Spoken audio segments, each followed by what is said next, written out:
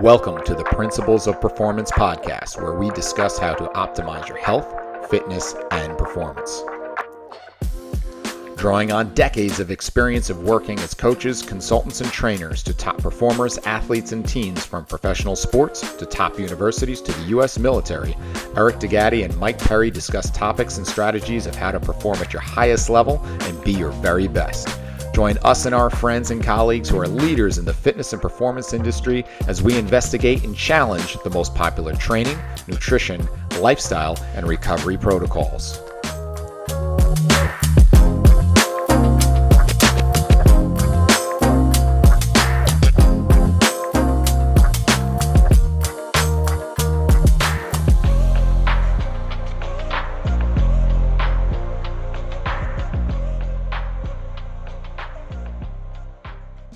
And away we go. Here we are with episode number 43 of the Principles of Performance podcast. I am your host, Eric DeGatti, along with my friend and co-host, Mike Perry.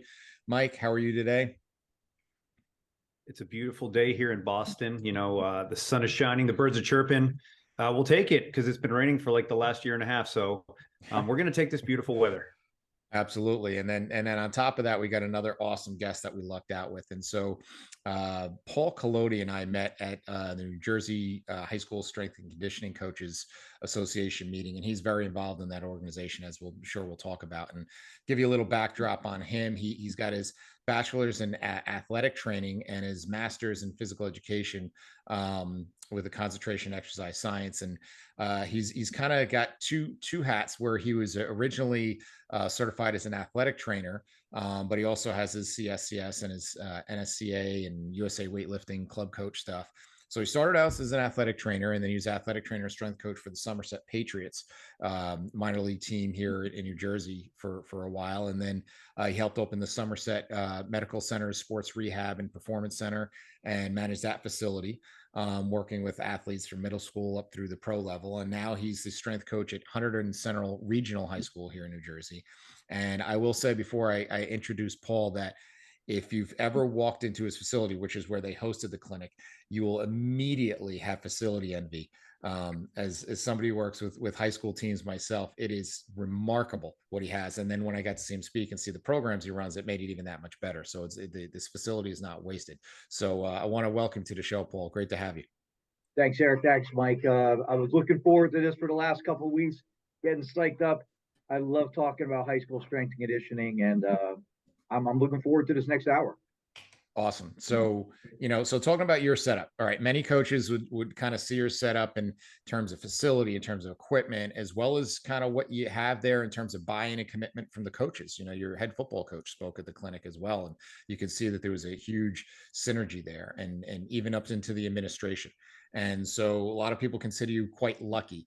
But luck is when hard work and opportunity kind of come together. And so I'm sure it wasn't just luck that created the situation you're in here. So tell us a little bit about the work and the journey it took to get you to where you are now with this.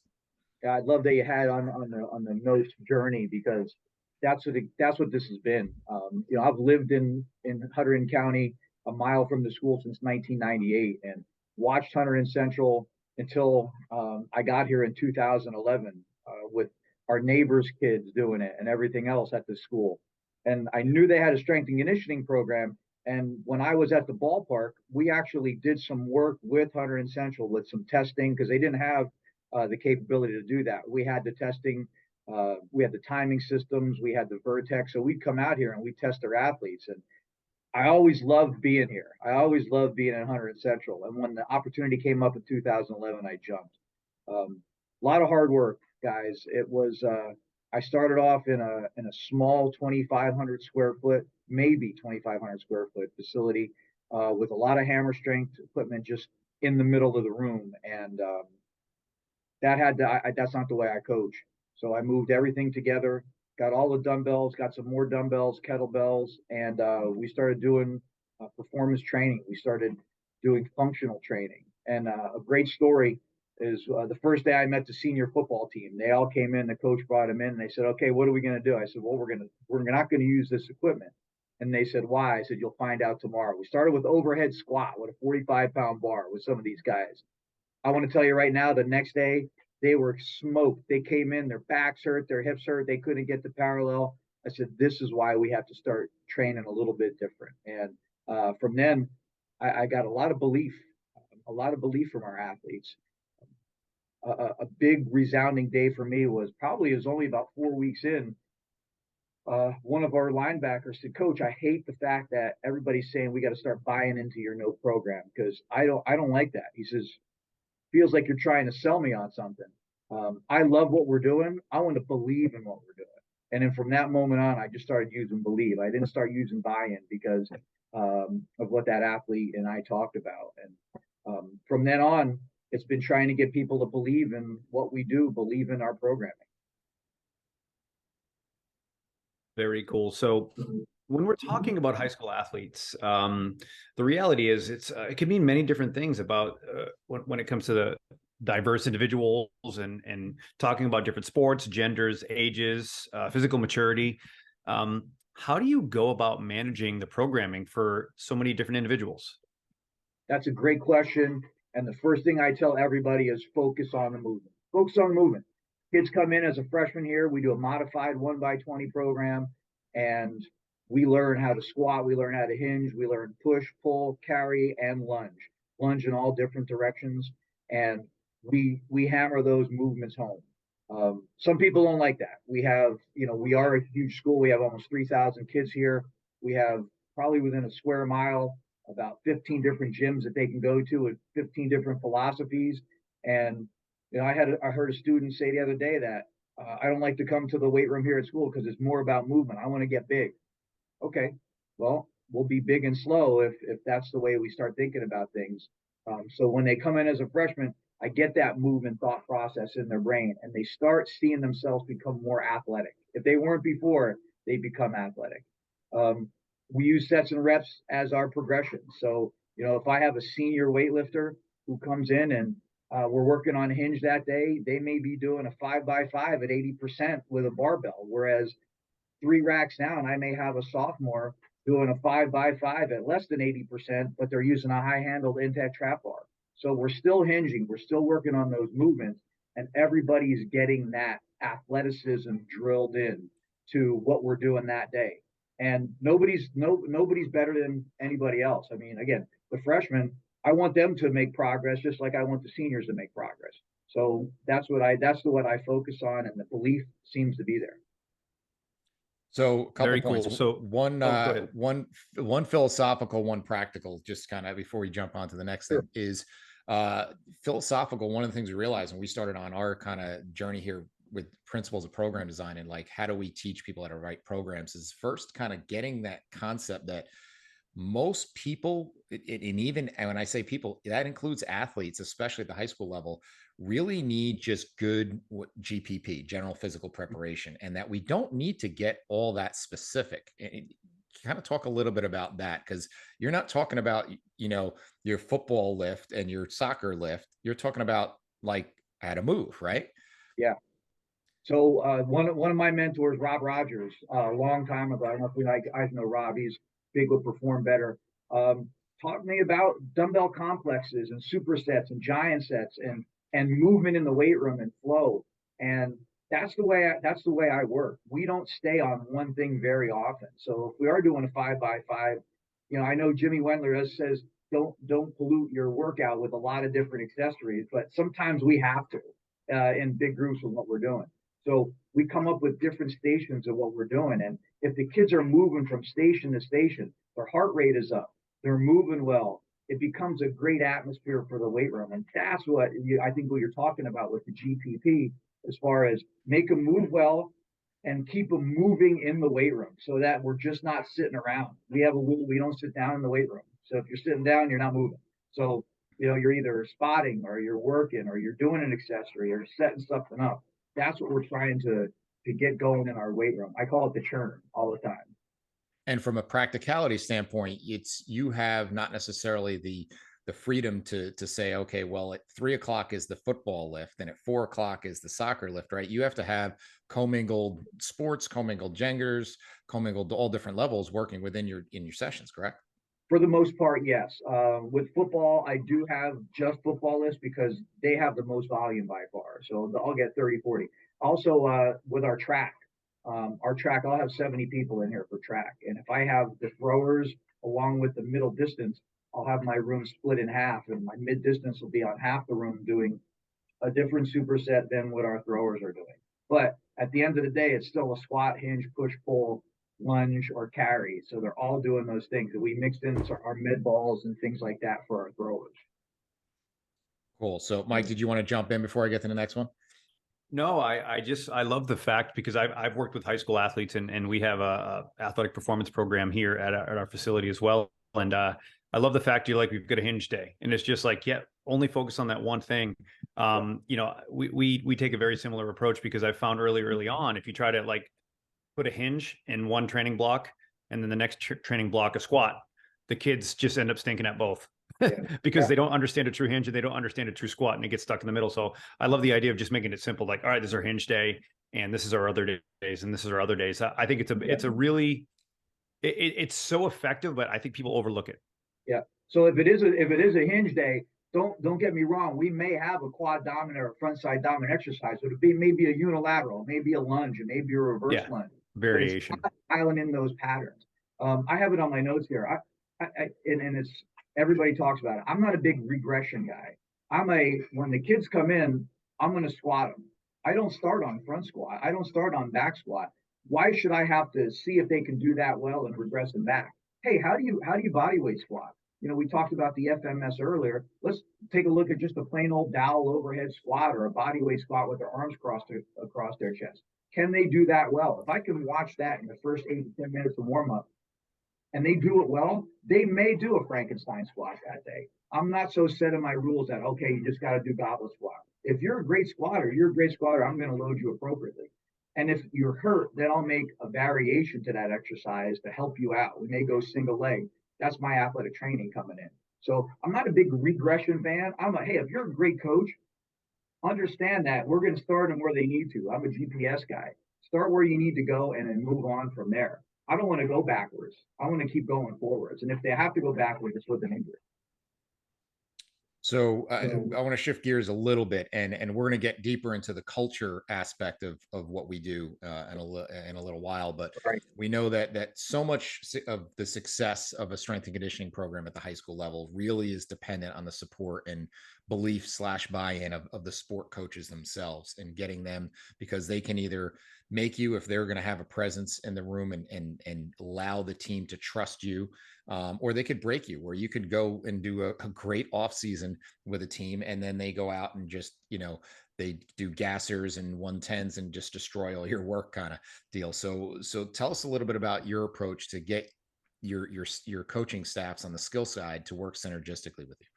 And that's the $1 million question, guys. It really is. It's hard to do. And I go back to Rob. He told me that was one of the first things he told you. It told me was, you can work 9 months, and then it takes a sport coach 2 weeks to mess up everything you did in that 9 months. And I never believed it until I started working a little bit deeper and deeper here at Hunterdon Central. But I think it goes back to that word believe. Sometimes if the coach isn't on your side, you have to get the parents and the athletes to drive the bus a little bit more. They have to be the ones to kind of spread the word in the community that, hey, your son or daughter should be going to the weight room.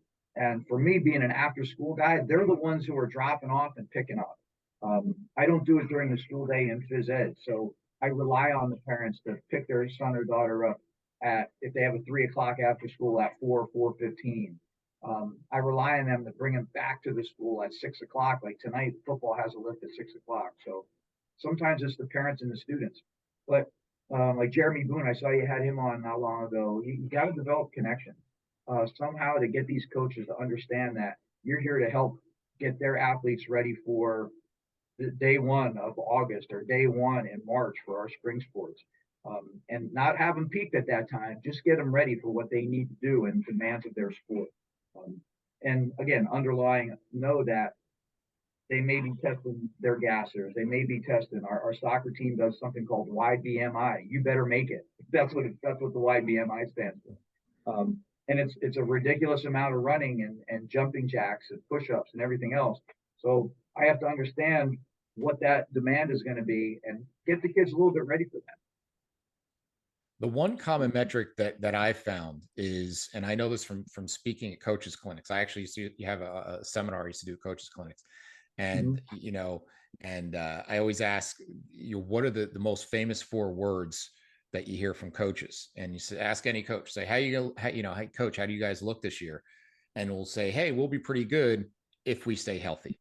Right. Yeah. And say, well, look, why would you have that if be one of your biggest wild cards? Like, what if we can't completely avoid injury, but what if we could minimize your chances of losing that star pitcher that you need when you go into county and state championships? If you lose your quarterback, your point guard, something like that, and that it's not coincidence when you walk past the training room and the teams that don't buy in and don't have the offseason program and just do, just run laps, they're the ones that are filling up the training room. And so once they can kind of see that correlation, I think that's one of the biggest ways as an entry point to get that buy-in.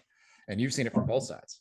Yeah, 100%. And, sometimes it doesn't sink in because we have our teams here that I'm really close with our athletic trainers here as well, and that are constantly in the weight room or in the training room. And I hear it all the time. They're beat down, they're beat up.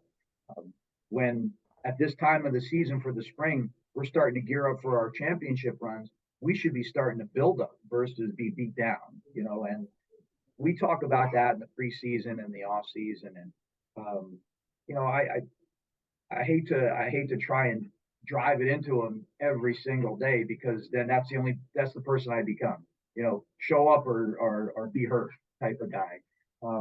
We want to have fun. We want to do other things and let the results speak for themselves. And you're right. The teams that have had more belief in what we do here have been the healthier and the ones that have more championship trophies on the wall.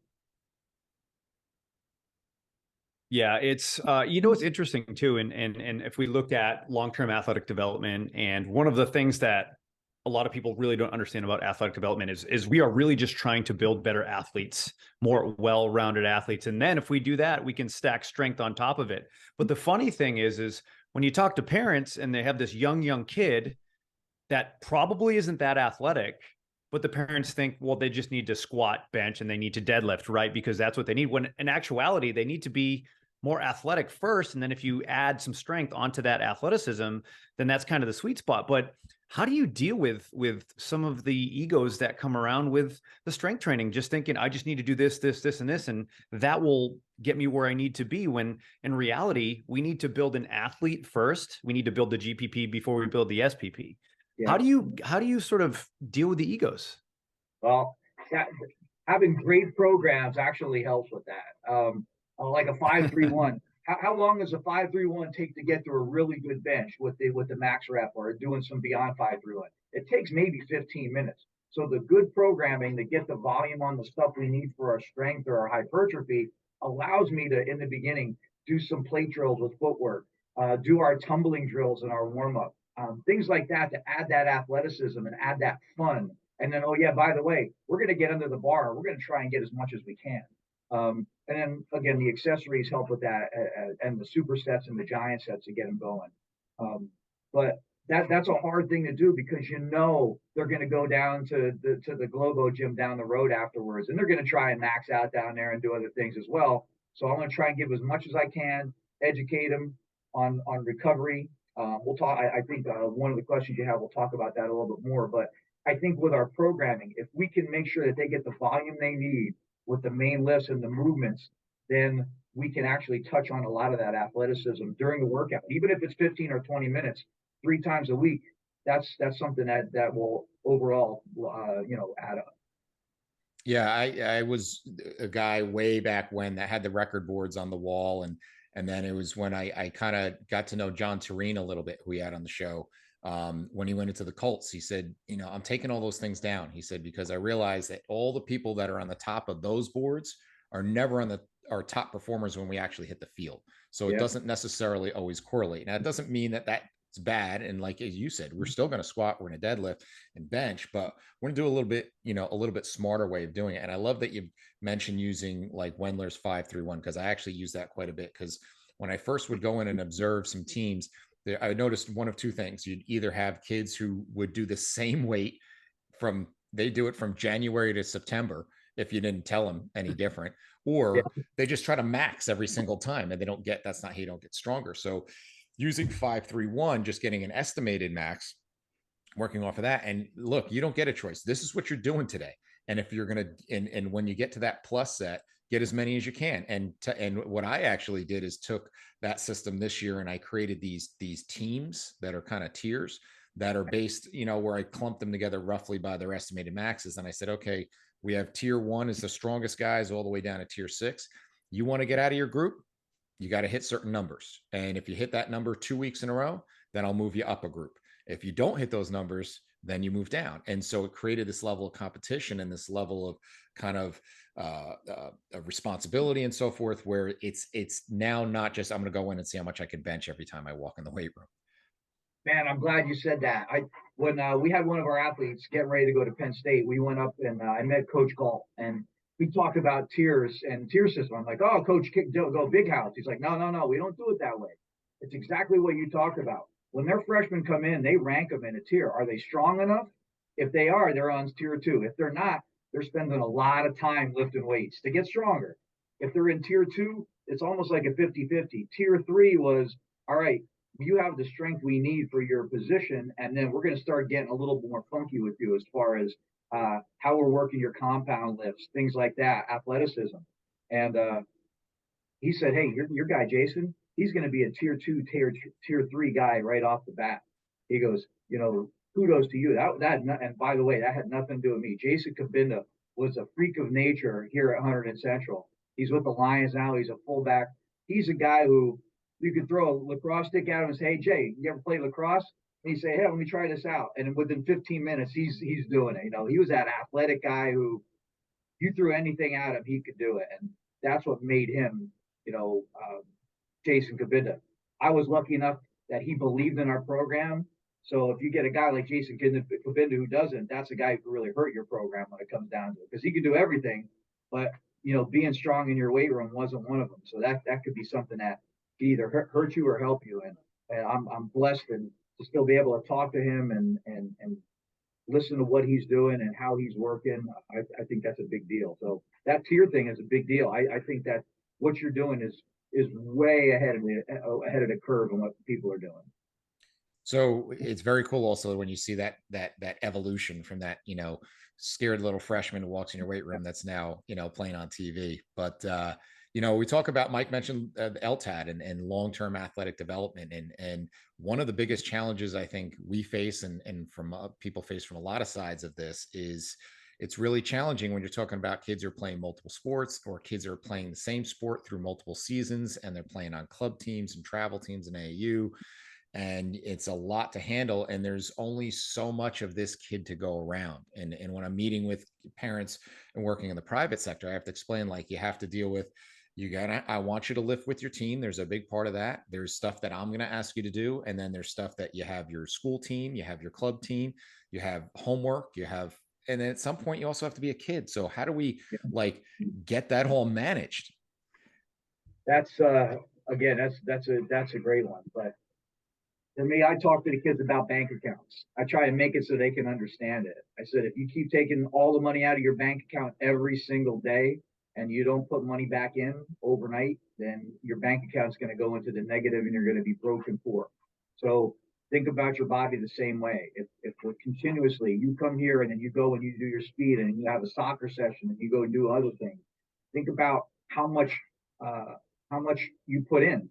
Did you put enough in that day with your breakfast, lunch, dinner, sleep, all of those other things to make sure that what you're doing is giving you a plus in your account?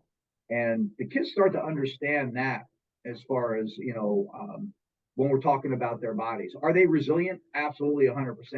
Kids are resilient. They can do a lot. We did a lot when we were kids, but we didn't also have the programs available like that we have now where we can get them stronger. I didn't lift weights when I was in high school. I was a good baseball player, soccer, or a football player and wrestler. But I didn't lift weights. Not a lot of my teammates did. Now, a lot of the other teams that we play against are lifting weights. They're getting, the programs that they need to get better. We have to stay up with it. And if we're not putting that money back in our bank and the fuel we need and the everything else we need, it's going to become a problem. And you said about availability. They won't be available when we need them. They may have big giant muscles and they may look great, but they're going to be standing on the sidelines and in their khakis and their jersey, not being able to play. So, and we talked about this a little bit. There's always going to be those kids that are doing several different things. And a lot of the times maybe they're with you and then they have another trainer and then they have another trainer and they go with their buddies. How have you found the best way to manage that situation? Because it's real. And with the way that, clubs and the way that kids are just kind of doing so many things, like, what's your approach? Well, we look at it first of all, how they're moving. We do a warm up, a movement prep, or whatever you want to call it, every day. I look at their attitude. I look at their how they're going about their business. I'm a big how guy. How are you working? We're going to do something to test them every day. So we do vertical jump. We'll do a flying 10. We'll do a static 10. We'll do a broad jump. I always have one of those set up. And if they're way below par where they are, I know if you look at Micah Kurtz, he does his hop and stop every day in his weight room down in Florida, and he looks at that right off the bat. If they look a little under par, I can actually go walk over and talk to them and say, hey, how you feeling? How are things going?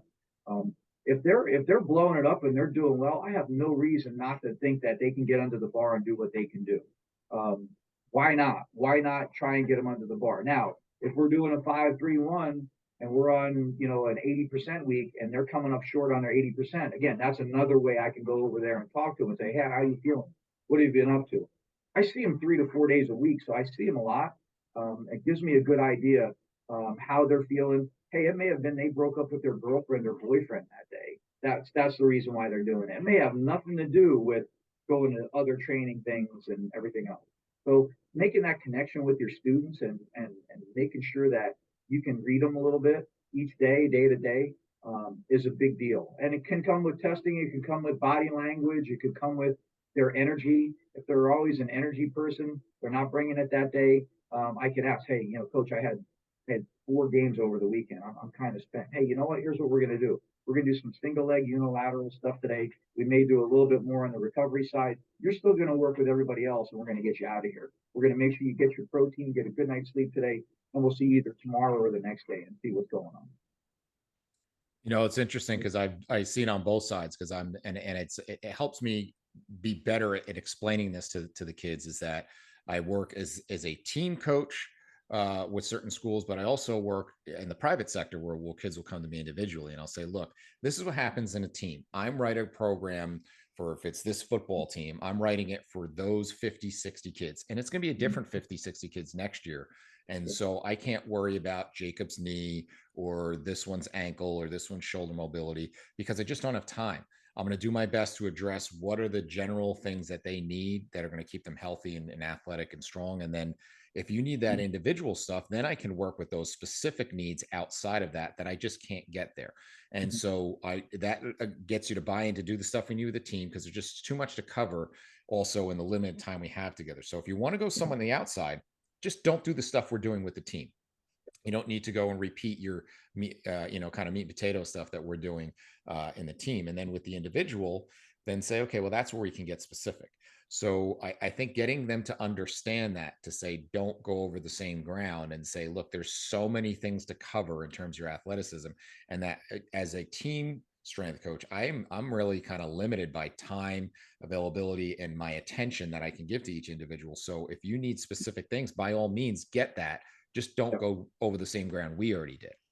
Yeah, I have it in my notes. Evaluate your program all the time. Are they getting the volume and the steps and the reps and the movements that they need? And if you feel they are, based off of their age and their training age, more importantly, how they look, has testosterone kicked in yet? How do they move? All of those things. Talk to them about, all right, so what's our goal? If our goal is getting stronger, I'm going to tell you right now, the 3 days that we're doing here, is going to get you pretty darn strong. So now what can we concentrate on? Whether it's athleticism. Hey, if I can't do speed and agility with them, if I can't do game speed training with them, maybe that's where we say, hey, there's a good person that you can go to see for those things. But I can say with all honesty that with the 10 or 15 minutes of footwork, now we don't do full speed and agility training, but when they're going with their soccer team and they're running and they're doing their cone drills, what are they getting? They're getting speed and agility. Well, kind of speed and agility with what they're doing. Like I say, between our strength training, the running you're doing for soccer or basketball or football, whatever you're doing, where's our recovery need? Hey, coach, I'm getting 8 hours of sleep. I'm getting my 150 grams of protein. All right, hey, we got a pretty well-rounded program. So why do you have to do any more? Let's concentrate on, like you said a little bit earlier, being a kid, having some fun time, doing the things that you don't normally do. I call it do something different day. If you're always playing basketball or whatever, go bowling one night. If you're not a bowler, go bowling, have some fun. Go out rock climbing. There's rock climbing places all over the place now. Do something different. Explore. You have one life. That's all you get. Go out and have some fun and do things that you normally wouldn't do. And hey, maybe that's something that you put into your toolbox to have some fun or an off day. And that's something I'm trying to let our kids know that this is it. You only get one. You know what I mean? You're gonna have 4 years with me and 4 years with your coaches, and then when you graduate here, you've exhausted 75% of your life with your parents. You got 15% left. That's it. You know what I mean? So have some fun with them. Do things with your family and your brothers and sisters. That's what I want them to understand. You'll have plenty of time to go to the gym when you're 30 years old and crank out some weights and do skull crushes and all those other things. Not that we don't do those, but I want them to understand that. Let's have some fun while we're here, and let's get stronger. Let's get better. Get a good mentality when we're doing it, and be a better person. Hey, everybody, a quick break in the action here. Hope you're enjoying the show and we appreciate you listening. We're working hard to bring you the highest quality content and best guests every single week. So if you could do us a big favor and go and like and subscribe to the show on whatever platform you get your podcasts on, it would be greatly appreciated. Be sure to listen at the end of the show also to find out where you can find out more information about our courses, as well as a special discount code for all our listeners. Thanks again, and let's get back to the show. Love it. I love it all. And I'm definitely stealing the do something different day from you. Yep. And full disclosure. Now, the other thing I think that's important is to understand or at least try to understand at our age, the mindset of a teenager. Right. And there was the years I was trying to be the hard nosed strength guy and said, biceps don't win us championships. But then it's like, you know what? They're going to go to the LA Fitness and do biceps anyway. So why not just have them do it on our watch? And we have, like, I have a thing posted on the weight room. It's called Treat of the Day. And I'm like, if what does, your mom or your grandma or your dad teach you that if you eat your meats and veggies and your good stuff, then you can have a treat. Well, same thing here. If we put in a good workout and do all the stuff we need to do, last 10 minutes, roll up your sleeves, crank up the music. We're doing nothing but bicep curls and tricep extensions and push-ups. Go have at it. Right? Because then maybe they won't go do even more dumb shit at LA Fitness while they're there doing arms. You know what I mean? Killing LA Fitness. Well, I don't think they'll ever be a sponsor anytime soon. So that's all right. Yeah. So talk about I think, for myself when I'm in, especially because in the role that I have is me more of a consultant than a coach. I'm not there every single day like you are to be as ingrained in the culture, so to speak. So a lot of what I try to do when I do have my visits with teams it is a lot about education, and whether it's the education within the lift and explaining to them about lifting with intent, about the importance of setup, all those sorts of things, or even more importantly, explain like at least once a month with a team, at the end when I have the team breakdown and say, okay, well, how does this all work? Like, how does it work? And I say, it's pretty simple. Like, you're going to challenge yourself. Your body's going to go, oh my God, I don't know what you just did. But if you're going to keep doing that, I have to get better at it. And so we just lifted some heavy stuff. You're going to hopefully get stronger from it. But so the second point is, it would really suck if we put in all that work today for nothing. And I say, how could it have been for nothing? And kids will kind of start, raising their hand. Well, if I don't eat right. Yep. Okay. Well, if I don't sleep right. And so now we get them to understand, like, This is only planting the seeds. If you don't provide the soil, this was all a waste of time. Right. So talk about the education piece of getting them to appreciate that this is a round the clock, 24/7, 365 process. Yeah. Hey, listen, time is the only thing, and it's a given. Time is the only thing we never get back. You know, they can get your money back. You can do everything else. And if they're wasting their time on something, whether it's in the weight room or heck in the classroom or whatever they're doing it, that's a shame. That's a real big shame. So we go over everything. And when you were in here, I think you saw the pillars in my weight room: commitment, consistency, and discipline. I talk about CCD all the time, and you know, I don't know if you're Catholic, but CCD was every Monday night as a kid going in and reaffirming your faith in whoever you in God, in our God, and whoever your God is. And I want them to have CCD to every day reaffirm their faith in themselves, have commitment in what they do, consistency in the way they do it, and discipline not only to hold themselves accountable but their teammates accountable. And if we can get that mindset of that CCD every day, versus with our training, with our warm up, with your homework, all of those things that you just talked about, is, you know, all that discipline. We're gonna send some pretty good student athletes and some individuals out of Hunterdon Central, and that's the education that we start with. And then the nutrition aspect, we just got a new nutrition station in here, which has been a big deal for me. Making sure they're getting their protein and getting their hydration and their half their body weight in ounces, and getting their 7 to 8 hours of sleep. I have a board on the wall over here that they can, you know, just look at what 6 hours of sleep can do for them, and how sleep debt is a real thing, and they can't just make it up on the weekend. For a teenage brain, is that hard to deal with? Absolutely. All right, coach, I don't give a shit about that. I want, like you said, I want to lift some weights. Okay, that's great. So let's lift some weights. But again, sprinkles here and there are talking about it. All of a sudden, you're getting an email from them to make a lunch meeting to talk about nutrition. You're getting an email from them to make a lunch meeting to talk about leadership. And it goes a long way. And it may not be their freshman year or sophomore year, but their junior and senior year, they start to turn that switch on, and they start to see it. And it really is a good feeling knowing that that education piece that you're putting in on the front end is really paying off in the back end. So a good high school program is really good at picking the exercises, the reps, the sets, the flow, the setup, all those things. I think a really great program is the one that talks about the stuff you're talking about, where we really develop these kids holistically, and it transcends training and sports. And so, you know, if we could talk a little bit about that, and it's a tricky thing, right? Because when we talk about how you build a lot of these things that you've mentioned, and you know, I like to say that it's not what you get from the training, it's what you become from the training. But we also have mixed signals in sports, where we think mental toughness is how many gassers can you run, you know, and how many burpees can you do, when it's really not that. And getting your staffs on board, so we create this culture of, this is a way to not only create someone that is better from the inside out, but better from the outside in. That's going to make everybody next to me better. So kind of talk about that type of cultural development that can be snuck in, and kind of like, is Mike likes to say, kind of giving you, like when you give the kid the veggies snuck into the, what's your line you use, Mike? You sneak the broccoli. No, you got to get the, you got to put the medicine in the applesauce. There you go. You know, with the young kids, you got to sneak the meds in the applesauce.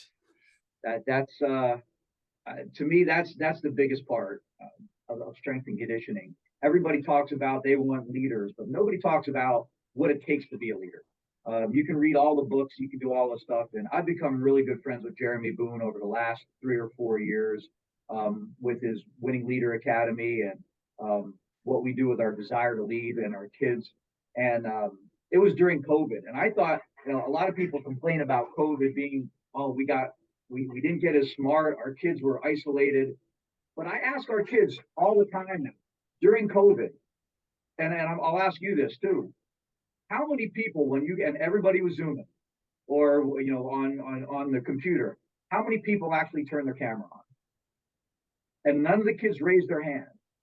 And I'm gonna say, if you were a teacher, how would you feel, and what would your energy be like if you were staring in front of at your computer screen, and there were 15 black squares there? What would your energy be like? If I walked in here and I just walked in the weight room and said, okay, we're going to lift 5x5 today at 80%, how would you feel? What would your energy be like in the weight room? It would suck. So during COVID, why didn't we put our camera on? Because we didn't have to. Okay, well, you could have learned, you could have interacted with people, you could have done all of those things. That's part of being a leader, making a great decision to turn that switch on and be a part of what was going on. I said, and we blew it. We blew it. We had a chance, and it wasn't ideal. There's no doubt about it. We had a chance to stay connected as a community, as a country, on Zoom or wherever, however we were going to do it, with our cameras on, smiling faces, get up, comb your hair, do that, all of those things. And we blew it. So now everybody wants a leader coming out of there. We can't be leaders. These kids had all this screen time, everything else. Well, they can. Let's find the kids who had their screens on. Find the kids. And I can tell you, and I know you probably don't know this, but during COVID, every single morning, our school started at 9 a.m. online. At 8:10, I got on Instagram Live 5 days a week, and I did a workout, a 30-minute workout every day. And I saw it. I took notes, and I figured out who was logging in every day and joining in with me. And believe it or not, as we came back around, those are the kids who started showing up when we were only coming in with masks on and doing those things. Those were the leaders. Those were the kids who made great decisions to influence others. You can't influence others if you're making bad decisions all the time. And that's what we talk about with our pillars of leadership. We want them to be leaders, but nobody knows how to make them leaders. That's a big deal with me. And then just making these kids better people. We talk about manners. Somebody said to me the other day that, the customer is always right. And 15, 20 years ago, coming from a blue collar town, Manville, which is, John's Manville, it's a small town.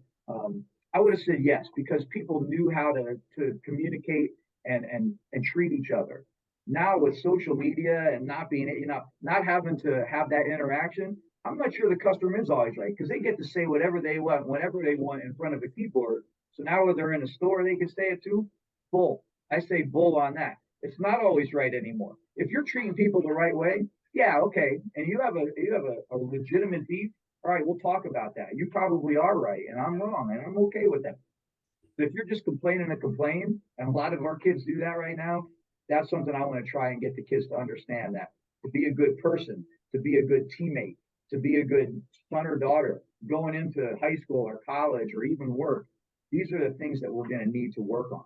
And yes, can you get that with the weight and the iron? Absolutely. The iron absolutely gets you to grind a little bit and do things you've never done before. But how about doing something you've never done before by talking to the kid next to you and say, hey, that's not the way we work here. Let's be clear on that. And that's a hard thing to do as well. Not just lift 225 or 5, So both of those things I think have to even out a little bit. And like I said, COVID was almost a wake-up call for me, because I became a better person, making sure that I developed more connections, and then maintaining those connections. And to me, I consider a blessing that you guys gave me the opportunity to be on, and just to have some fun and meet some new people. Absolutely. And I love a lot of the stuff you're talking about in terms of little things that go a long way in terms of how these kids will carry themselves. And I can tell you right now, what most of the nonsense that strength coaches will argue over on Twitter, I could care less about. You could come in and pick apart any of my kids' technique on their squat or their deadlift. But the one thing that I know that my teams will have better than most is that every single kid knows how to give you a firm handshake and look you in the eye. Right. That is a number one. That's way more important to me than your technique than any Olympic lift is. Can you do that? Because that's a lost art. I'm the first thing when I first meet that kid and they bring him over and say, I want you to meet so-and-so just transferred in, or so-and-so is a freshman here. And he gives me the wet fish. I'm like, you're never going to get a job that way, kid. Yeah. And I said, listen, unless you want to live with your mother till you're 50, it's not going to happen. And I said, you need to be able to, shake hands. I said, and look people in the eye and stand up tall. And then we'll take everything else from there. But that's a real good starting point. And that's kind of more important than your biceps or your bench number. That's it. And just showing up and, being able to give your teammates a high five, being there to do those things, not just on Friday night or Wednesday night during a game. I'm 54 years old. I've turned the corner. I've got 50 years to go. My grandma passed away during COVID at 105 years old. And I told my wife that this morning. Her father passed away on Sunday, and he lived a great life. And I looked at her. I said, "Hey, listen, we got 50 more years to go. I don't know what you're thinking, but we're going to go at this. And by all means, I don't have the best program. I don't have all the sets and reps and everything right, like we see on Twitter and all the arguments about. But I do, like you said, I do know this: when our kids come in here, they're going to be challenged every day somehow. Whether it's going to be challenging their pride because they're not doing things the right way, and challenging the clarity of the way I do things. I may have been not clear on what we're supposed to do today. That's on me. I'm going to challenge myself so that they're doing the right things. And they're going to get that challenge for a full hour. And then they're going to go home and they're going to have hopefully good family time, get their homework done, eat what we're supposed to eat, do all of those things. And I tell them all the time, hope isn't a strategy. Don't make hope a strategy. Do it. Be a person who gets it done. How you go about your business to me is way more important than the why. You may know your why, but if you don't do it, how is to me is one of the biggest things for our kids nowadays. So I love all the stuff that you're talking about, and those are things I'm just trying to reinforce here. And like I said, I got another 50 years to do it. I don't see myself retiring anytime soon. Well, when you talk about the high school population, one thing that they also have mastered is they are the masters of doing dumb shit. And so with that, they also, one thing that we don't give them enough credit for, because they constantly are doing, these dumb things, is that they're also very perceptive. They can tell and smell bullshit a mile away. And so that's why the one thing I appreciate in the conversations we've had is they can tell when it's genuine. And it could be something as simple as, like you said, is something, you have that kid who's normally the alpha in the room. And today the numbers, the weight's not moving the way it should, or he's not having the presence that he normally has. And then just grabbing him to the side for 2 minutes and just say, "Hey, are you good? Everything cool?"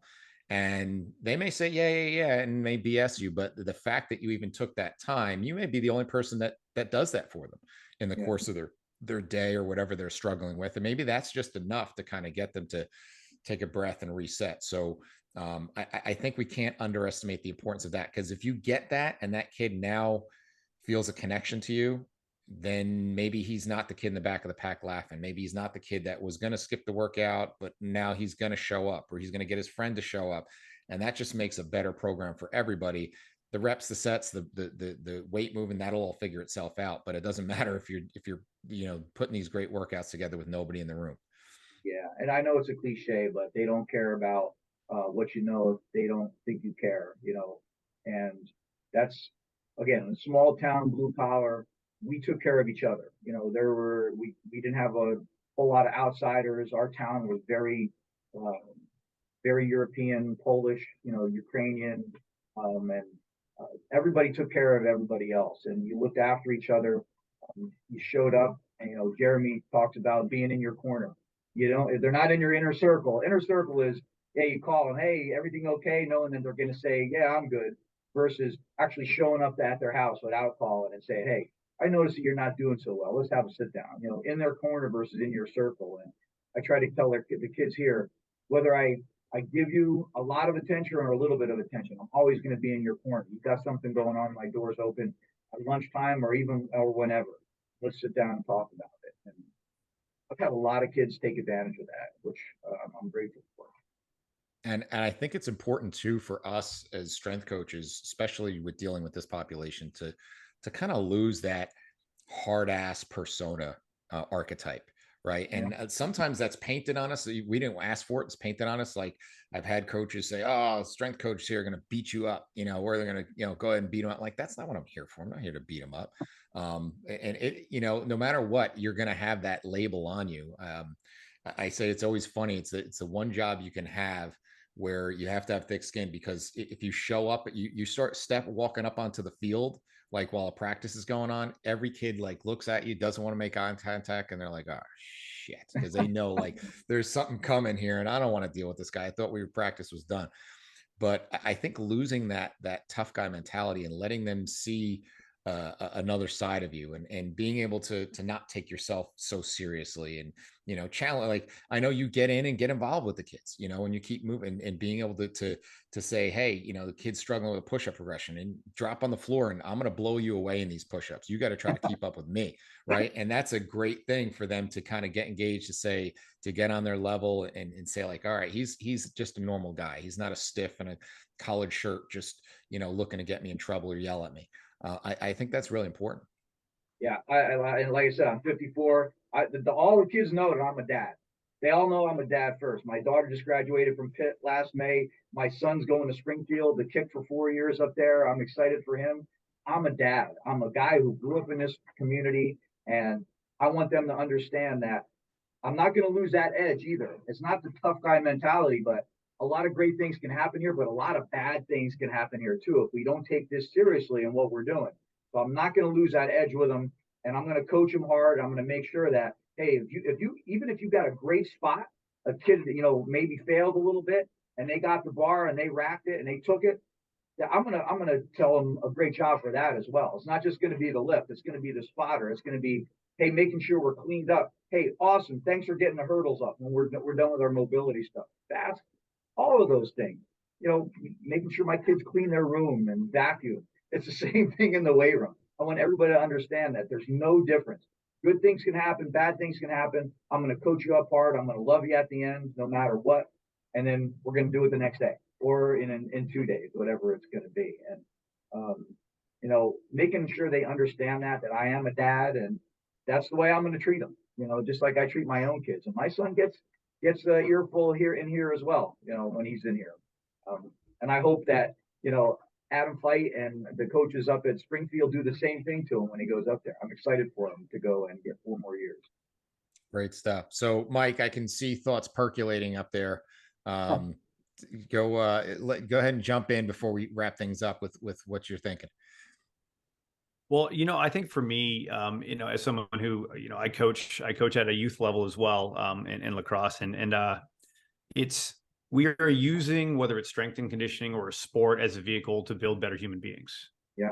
And that's the way that I look at it. And it's refreshing to see that, there's others out there that feel the same way, because at the end of the day, I mean, it's going to sound like a bumper sticker, but like, no one's going to care how many games you won. It's going to be that ability to say, hey, I had this strength coach that had an open door policy, and I was going through some stuff, and that was someone that would listen when I was needing someone to speak with or talk to. And I think that's what it's all about. And if we can create better humans through sport or through, physical fitness, I think it's a beautiful thing, because, I tell these kids all the time, like, you're going to look back and you're going to miss these days, because this is the good stuff.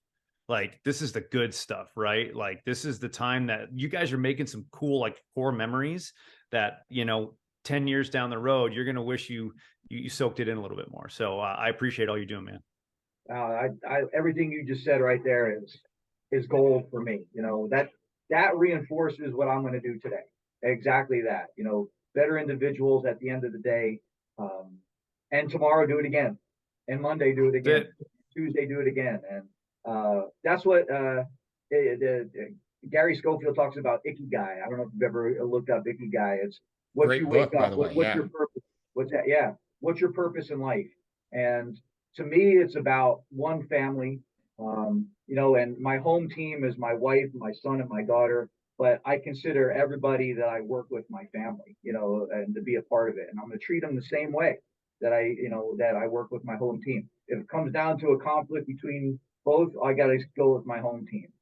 And sometimes in my career, when I was younger, I forgot about that. And that's, things I have to look back on and make some changes on. And I think I'm doing a good job with that. But, I want every kid to understand that, just like you said, Mike, and it is a big deal. It is a big deal to not only kids, but the parents too. And I love talking to the parents about it, and how much I care about their kids. I think an important point to what you said, Mike, is with all the hyper focus and the pressures that come with it, with AAU and club and travel, and all of it is really driven by money, and a lot of it's driven by false hope of I'm going to get this scholarship, I'm going to get this bigger opportunity because of all this is going to pay off. And I'm sure you've had this experience, Paul, when you're a strength coach. Scouts will come in, college scouts will come into the weight room to check out kids, and they actually put, no pun intended, a lot of weight into what we say, because we're spending more time with them than their skill coaches sometimes. And plus we have a good idea of their work ethic and their accountability and so forth. And you could probably back this up. I was thinking about, as Mike's saying this, is that every time I've met a big college coach that comes in our weight room to check out a kid, and they're like, hey, so this kid's a specimen, huh? I'm like, yep. Their next question almost every single time is good kid. Almost every time, right? Every time. So that's they don't understand the importance of that, is that good kid, and they're looking to read your reaction. And if you're like, yes, this kid is dynamite. You just had a kid who's getting looked at by an Ivy League school. The guy who's the recruiting director, I trained in high school. So, I can go and text him and say, hey, I just had a kid that I work with that came down to the school. Great kid, great family. He's like, that's all I need to know. And the fact he's working with you, he goes, he's high on our board. Thank you for that. Like, that question's going to come up. Good kid. If you can't answer that immediately with a smile, your draft stock goes down. Doesn't matter how much you bench, how many goals you scored, or how fast your 40 is. Yeah. I mean, I talked about time before. Why would somebody invest a ton of their time, that they'll never get back on someone that may not give a crap about them, and their program and everything else. And, again, as I'm getting older, I'm looking at that a little bit more differently. As far as, I don't want to waste my time. I used to get mad when kids wouldn't show up. Now, Zach and I talk about this all the time. I'm gonna really concentrate on the kids that are coming in. I'm gonna make them sure they know I love them. I'm gonna give them everything I do every day, and I'm not gonna worry. I'm not gonna bring it up. Hey, where is so and so? Not happening anymore.